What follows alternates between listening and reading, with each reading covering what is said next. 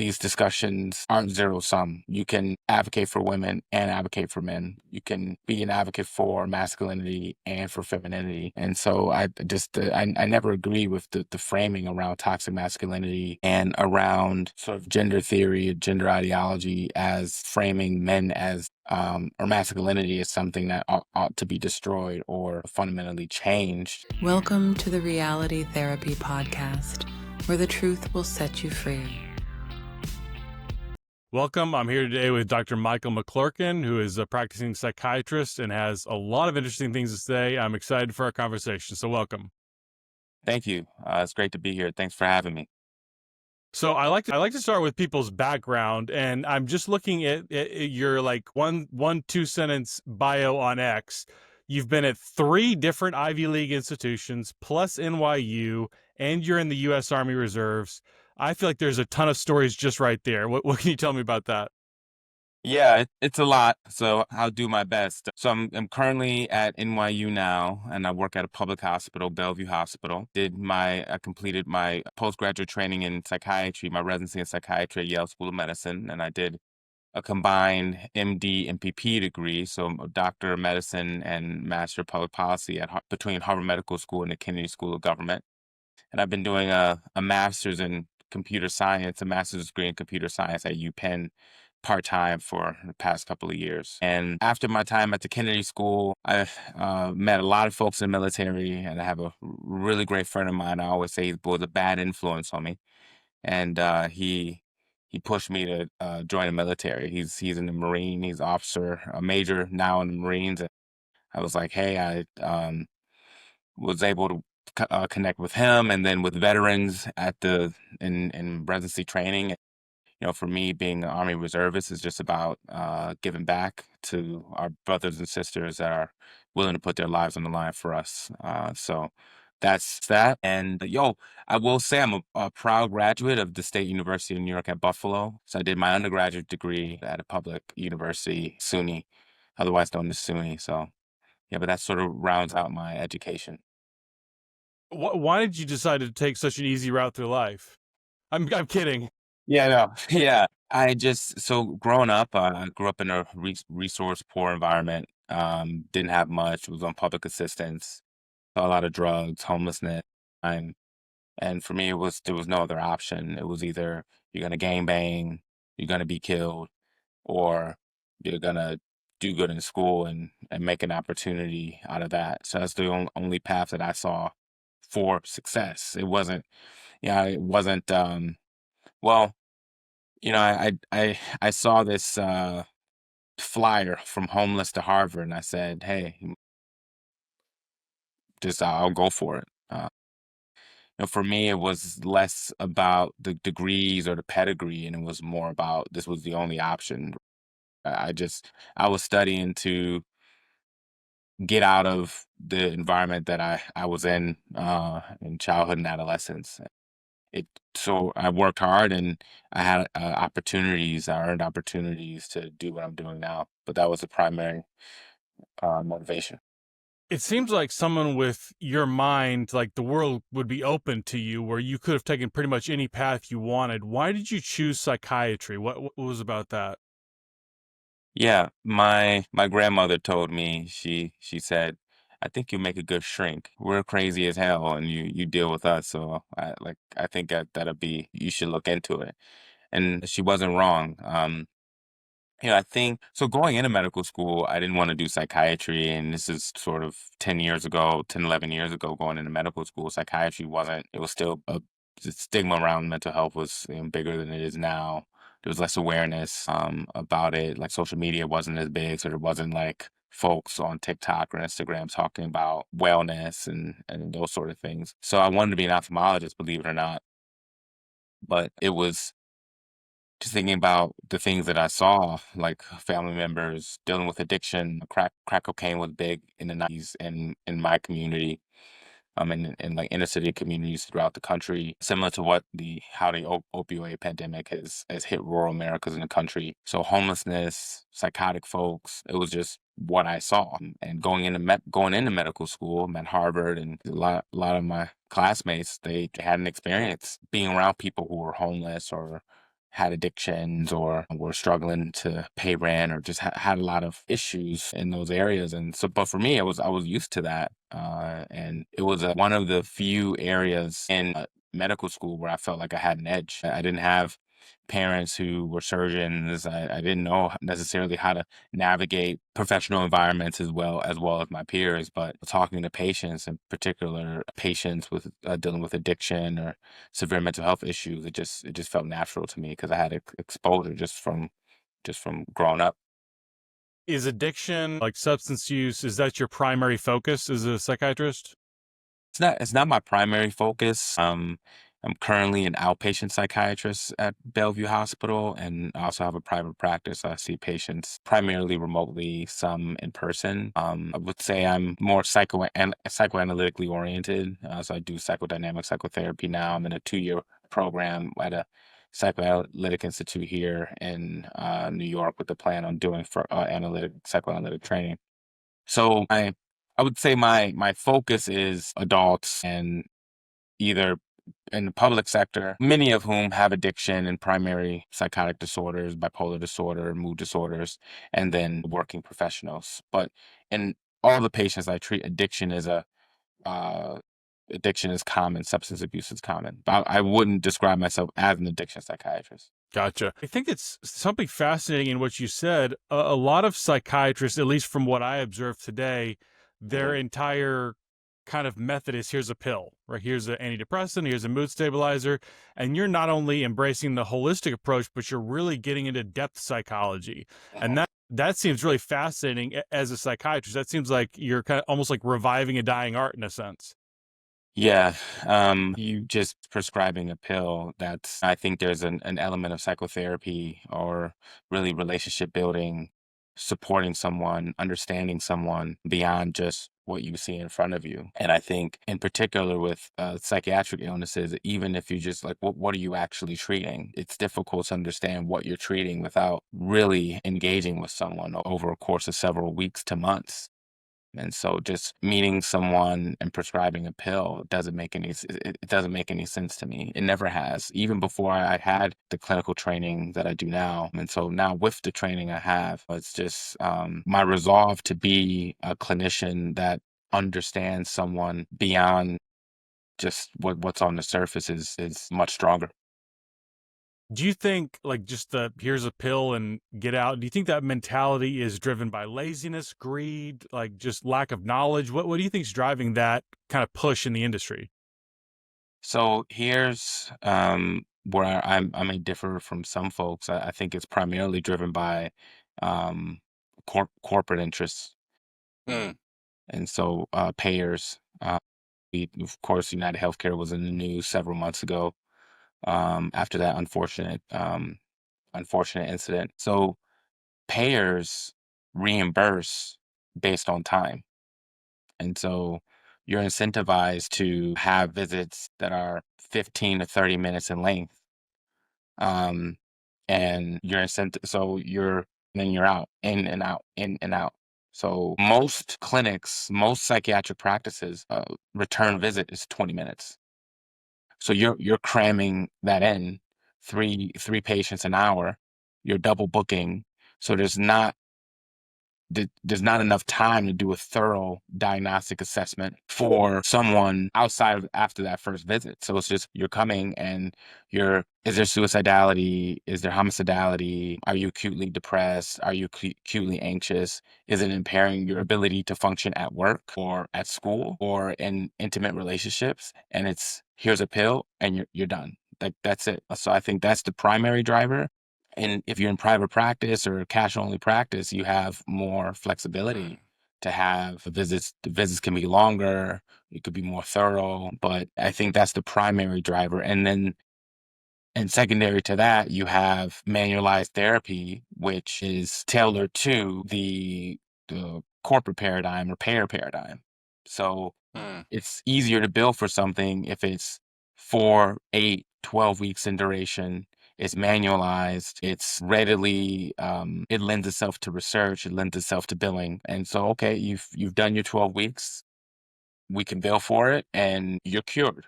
But that's not how we work.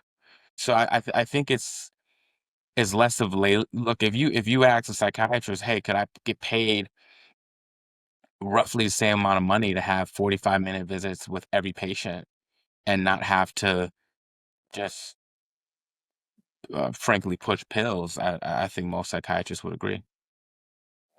There seems like I've talked to a number of people in the field, both kind of master's level clinicians and psychiatrists like yourself, where you kind of get into the field with this desire to help people who need it the most.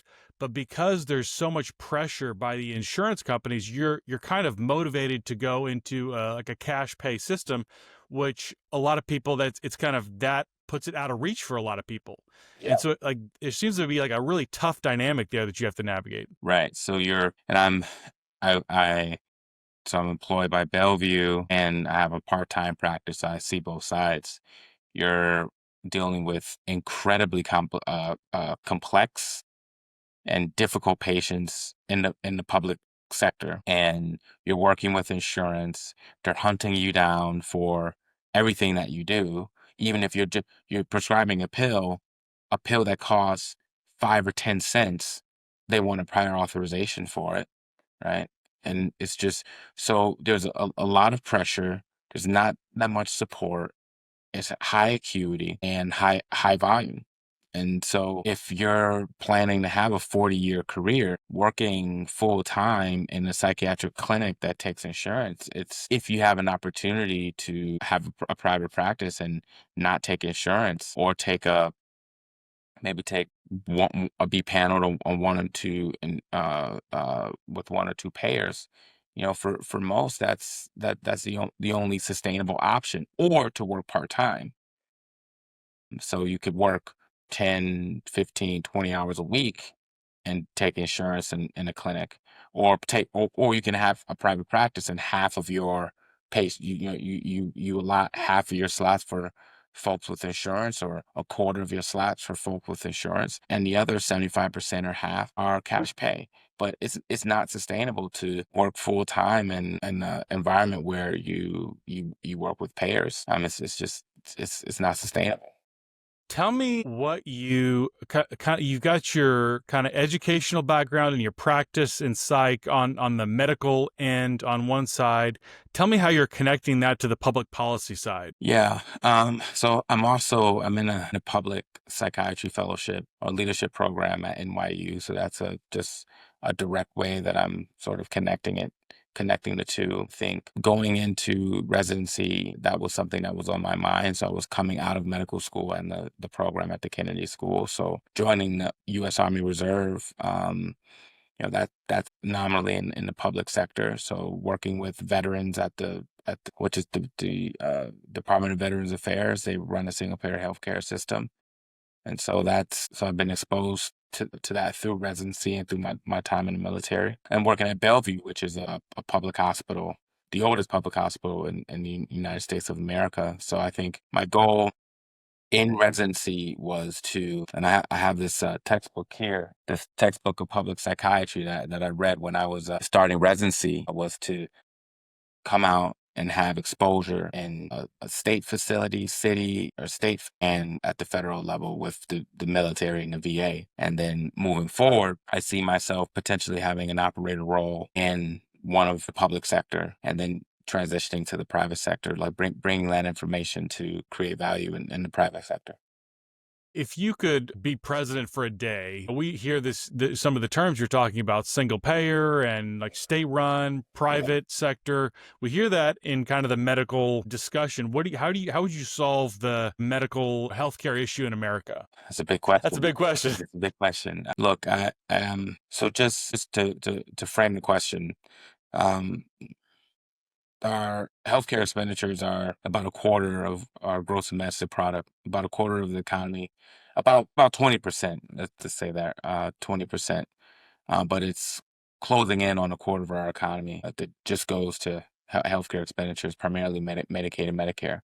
So this is a roughly $4 trillion market, just Medicaid and Medicare, just public insurance. So it's huge. It's a huge expenditure, and it's growing exponentially. So you may have heard like it's Medicaid and Medicare, like it's unsustainable, right? This is like the level of spending in the public sector for healthcare, just it cannot continue on its current trajectory. So something has to happen. And what we have now isn't working. So one of the issues with the Affordable Care Act is it incentivized payer consolidation. And so you have a concentration of market power and large payers and corporate entities, hospitals, and fueled by private equity, which has made it difficult for independent physicians to organize and create value for patients. In fact, it's illegal for a physician to own a hospital. Well, a lawyer can, yeah, and it's after the ACA. Really? Yeah, so that was part of the Affordable Care Act. Um, is physicians can't own hospitals, but a hedge fund or a private equity firm, an MBA or lawyer, they can own a hospital. So it's bizarre, but there's a lot of money. There's a lot of money to be made. Medicaid is Medicaid is ran by states, as you may know, but within the state, it's usually private companies that administer Medicaid for patients. So there's a lot of money to be made in both in the private and public sector post ACA due to the consolidation of market power and private equity and payers. So I think one of the things that I think should happen is that we need to shift more power to physicians. We need to empower physicians to make decisions on behalf of patients. I think that we've tried micromanaging physicians on metrics and KPIs and efficiency, and it hasn't worked. And so something has to give, and I think physicians deserve a shot in leadership. So even in the private sector, there was someone on LinkedIn, they had a post where most physicians in venture capital are at the advisory level. We're not LPs or GPs or founders. And so there are many companies that are coming out and they don't have a clear understanding of what they're actually selling or who they're selling to. So I think if we do that, then there'll be a room for more ideas that can directly address the question that you asked, like how do we fix the healthcare system? Do you think, in terms of looking at our political landscape right now, that anybody's capable of doing that or has the desire to do that? Yeah, look, it's tough, right? So there's a lot that's happening with the Department of Governmental Efficiency, Donald Trump and his cabinet and Elon Musk. They've stated that they want to cut waste, cut fraud, cut grift in the U.S. government. And in general, I think there's many things that we can do to reduce costs, but if the majority of the costs have to come from military spending and healthcare. Like it's impossible otherwise, right? It looks good. It's a soundbite to say that um we've got rid of the Department of Education or USAID. I'm not saying that I agree wholeheartedly with either of those policy decisions from the Trump administration, but yes, it's nominally saving money, but it's a rounding error with respect to what needs to happen. And the question is, those two things have been no party has been neither major political party in the United States has been willing to touch healthcare expenditures or military spending. But we there's no other way out. So and I haven't seen, I think, as far as healthcare is concerned, it's very difficult to get rid of entitlements. Mm.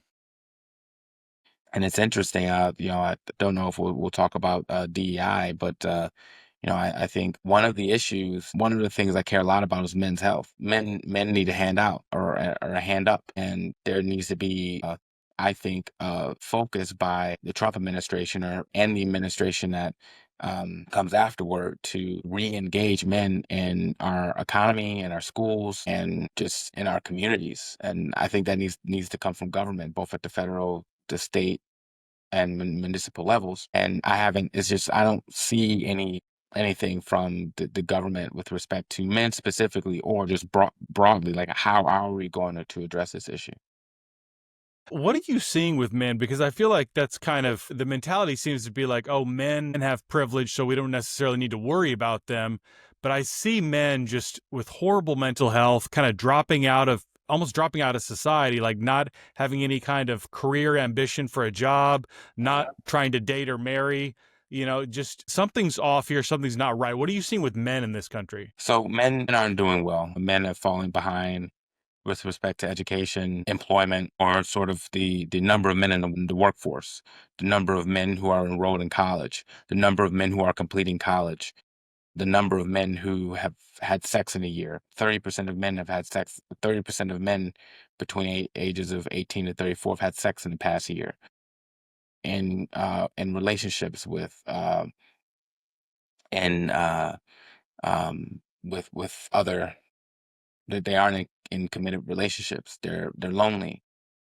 They're depressed. They're in some communities, their life expectancy is decreasing, particularly in rural communities. Young white men, their life expectancy, I think recently it trended back up, but for most of the past decade, white men's life expectancy was decreasing with respect to other communities. So, and it's a big issue. And I remember back in 2024, I looked on the CDC's website under health disparities, and that wasn't there. Just nothing about men was there.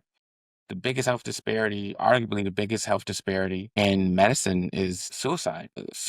Death by suicide is a top 10 cause of death overall. And 80% of suicides are men. 80% of death by suicide are men. So it's a top 10 cause of death overall, but 80% of the suicides are men. It's an astronomical number. Like it's hard to just wrap your mind around how large of a disparity that is, and we're not talking about it. And so I think now this may go against you know the current where we are in the zeitgeist, but um we need a DEI for men. There needs to be a focus on men, elevating men, empowering men, changing the narrative around toxic masculinity, re-engaging men in community, emphasizing brotherhood, reintegrating men into spaces that they have been excluded from or shamed from over the past 10 years. That has to happen. How, from your perspective, how has the mental health profession been dealing with men? I think it was 2019, the American Psychological Association came out with that guidelines on working with men and boys that to me seemed like to just generally demonize masculinity in general.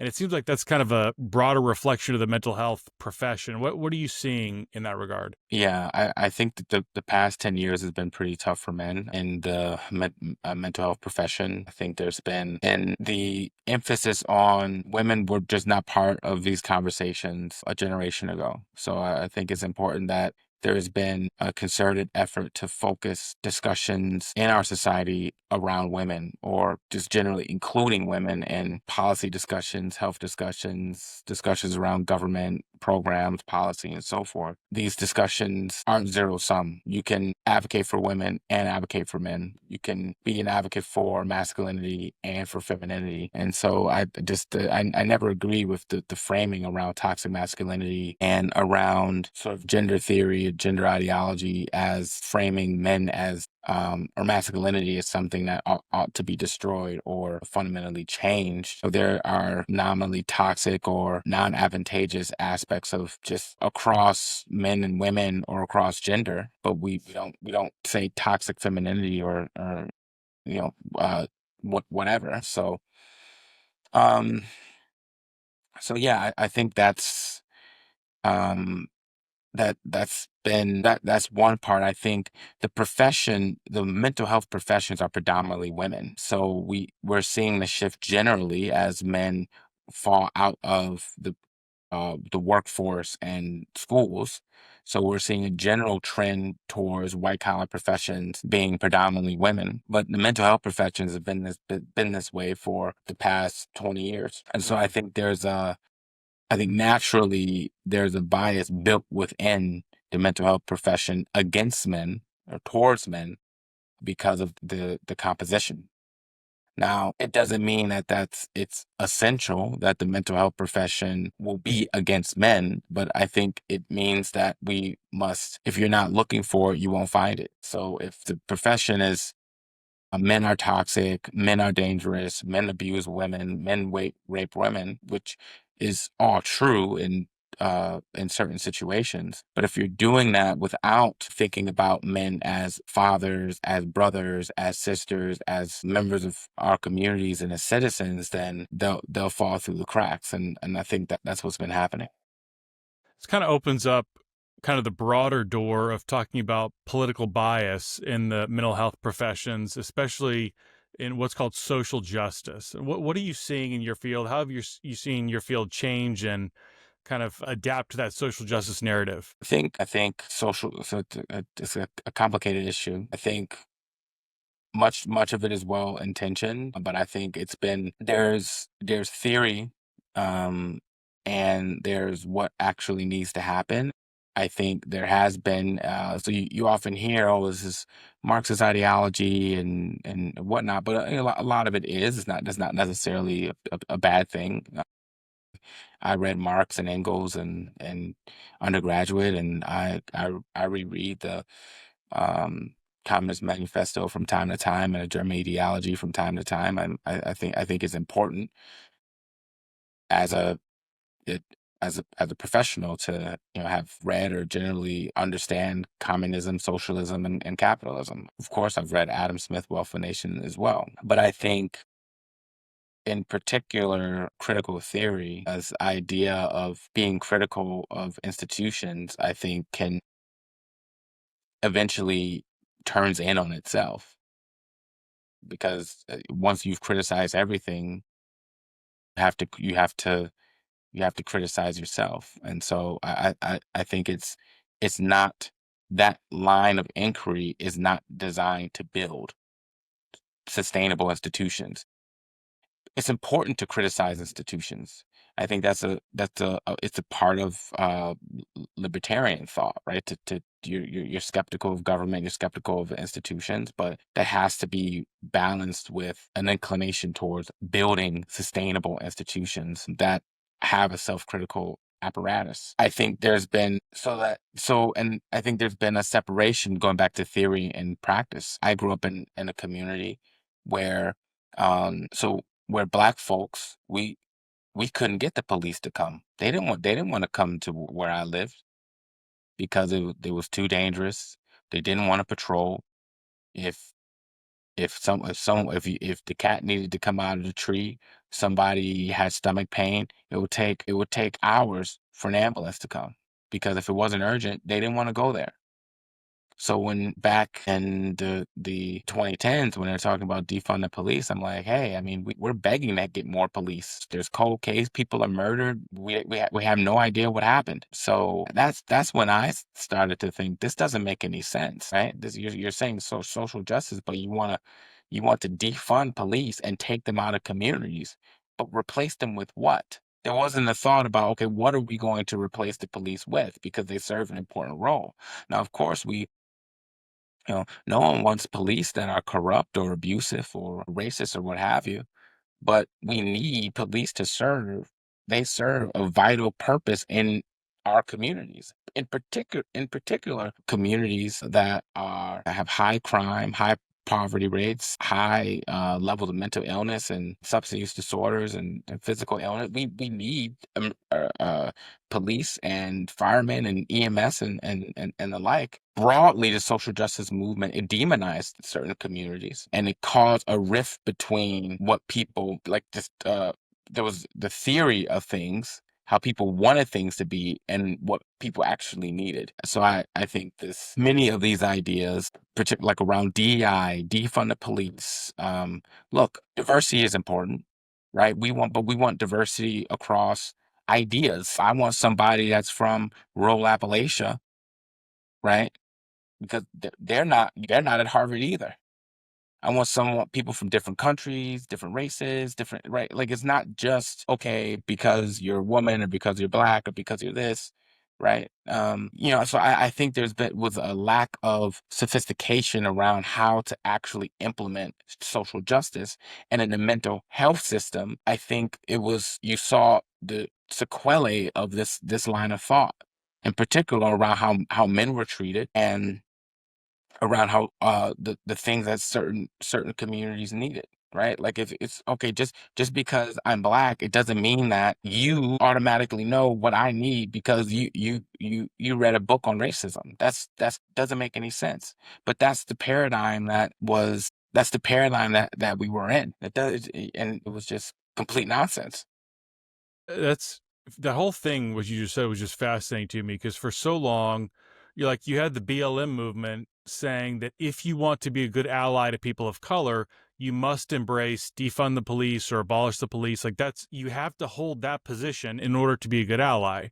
And my grad program makes it sound consistently like if you want to be a good ally to people of color, you have to have these specific far left wing politics. And when I talk to people like you seem to have a very nuanced view of the world. It's not knee-jerk, one direction. It seems to be rooted in pragmatism, what actually helps people. And it seems like your view is different from a lot of kind of the accepted wisdom, especially in academia and in the mental health profession. How do you explain that disparity? Yeah, it's just I think going back to just theory and practice, you actually talk to people in a community that's dealing with crime, they will tell you, like, homelessness is a problem. Like, no one, like, most people understand that we have to do something about, like, homelessness. We don't want someone shooting up drugs on the street next to a KFC or next to a place where children are. We need police in communities. We don't want to And in fact, police officers, black folks, are overrepresented in the military. They're overrepresented in the police, right? It's not, it doesn't make these things didn't make any sense. Like, you, a black folk are more likely to be police officers than just in other professions. They're just or in the military. Now, but you wouldn't hear that. You wouldn't, if you're just going by what you hear in academia, you would think that black people hate the military, but that's not true, right? Like, I mean, so there were a small group of people that wanted to take power and basically control what the narrative around certain groups in this country. And it just wasn't true. That's not like, if how can if you demonize police officers, what about the hundreds of thousands of black police officers or black folks in uniform? So what about them? What about their lives? There wasn't enough nuance and thought given. It was just, hey, this is how we want the world to be, and if you're not in line, like, to hell with you. And I think it set the community back, right? It set, and so now we're in folks are in a position where they're less able to get the resources that they need, and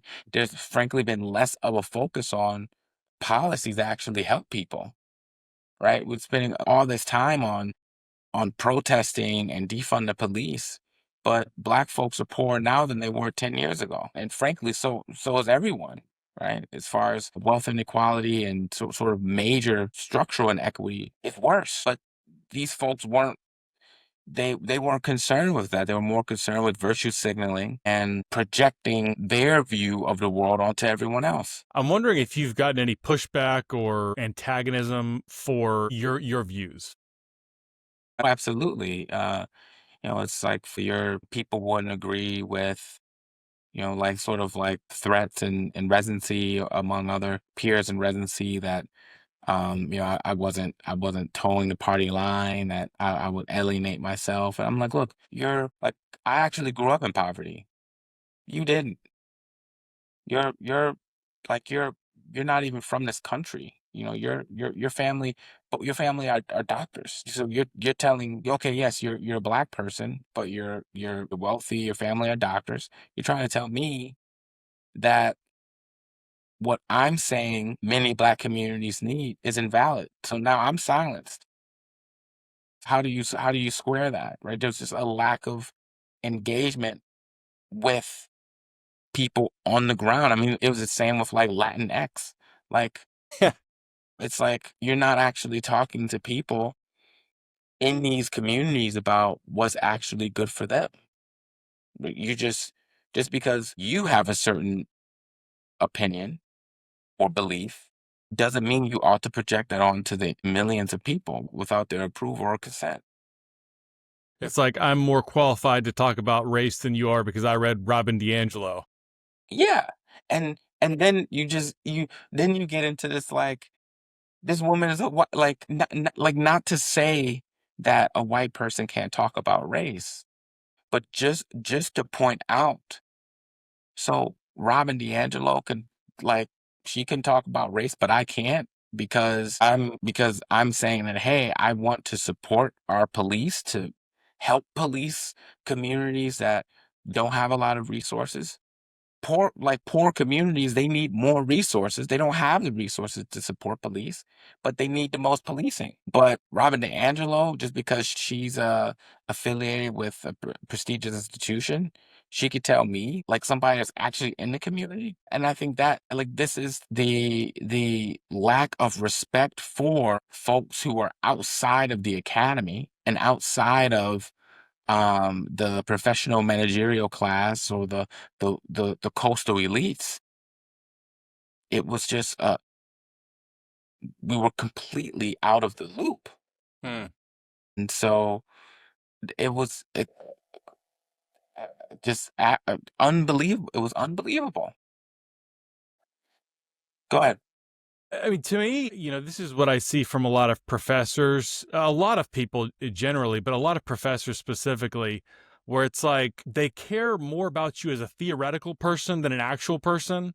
Whether they're talking about like the unhoused or persons of color, it's like I like the idea of that person out there, but I don't actually know any of them. It's almost Yeah. like that kind of mindset. Yeah, like so I think that orientation is from just like the sort of how the left is more concerned with groups and populations, and the right is more concerned generally with individual liberty. And so you can get this like we're moving in coalitions and groups, but what about the actual person? What about like my experience? Do I matter? Right? Mm. And so it's like, but hey, you're just one person. We're doing this for the group. And I think that you can follow that line of reasoning all the way to like socialism or communism, right? We're going to sacrifice the will of the individual for the group because we feel that if sort of this utilitarian perspective, hey, like everyone is going to win if we're able to get to this particular point. And on the right, it's more about individual liberty, your experience. And so, yeah, but I think there was just and that's ultimately what unwound a lot of unwound the movement is just there wasn't like folks didn't feel like they were being heard. They felt that they were being sacrificed for the sake of some abstraction that just frankly doesn't exist. Like, yeah, it's like what is BIPOC? What does that actually mean? Right? Like I'm from the United States of America, right? Like when I can go to a bar and watch football or NASCAR and eat a hot dog. But like somebody from India, let's say somebody from New Delhi, doesn't necessarily not necessarily going to have more of a cultural connection or even frankly ethnic connection than like some white dude in South Carolina. But there may be a lot of differences between me and that guy in South Carolina. But I think this sort of these abstract groups and notions just didn't make sense in practice. There needed more nuance. Mm. I think in my grad program, what they would describe your position here, this preference for individualism and getting to kind of choose your own groups, they would say that's a symptom of white supremacy. How would you Oh respond to God. that? And I do have to I have a call at 1. I do have to Okay. wrap. So but repeat that question. Your preference for individualism as a symptom of white supremacy. It's just like we can maybe finish this another time, but just, I think that just doesn't like. There's so many things wrong with that. I think just the weaponization of race on the left, just it doesn't make any sense, right? Because like, in a way it gives too much agency to this abstract notion of whiteness, right? Like I think I want to be able to fail because of my merit, because of my on the merits, and I want to be able to succeed on the merits. And I think that there's issues outside of, I mean, there is structural inequity does exist, but it's more nuanced than whiteness. I mean, like now most people in poverty in this country are white. Most people have welfare, public assistance are white. White people's life expectancies has been going down, or in particular white men, or specifically white men, even relative to black men. So now if it was white supremacy, you would expect just white supremacy, you would expect those things to be different. Now, there might be white groups of white folk that have power, but there are certain groups there are certain areas in which other communities have power. I think one thing that I think you can pull is that wealth broadly tends to concentrate, and wealth broadly tends to increase your ability to exercise your will on others. But to white supremacy as the primary cause or the only cause just doesn't make sense. It's logically inconsistent. Well, Dr. McClurkin, I want to respect your time, so we'll jump off the call, but I would love to finish this some other time. Yeah. Just you know how to get a hold of me. This is great. I'm sure you have there's some other things we didn't discuss. I'm glad you brought up the white supremacy question, because I think and I'm a big advocate for Black folks, but like I think you have to, like, you want to acknowledge them for their failures and their successes. I don't want to be a reflection of a white person. Hmm. But anyway, we'll finish. Yeah, if you could hang on just a second till the upload finishes, love to talk to you again. Yeah, no problem.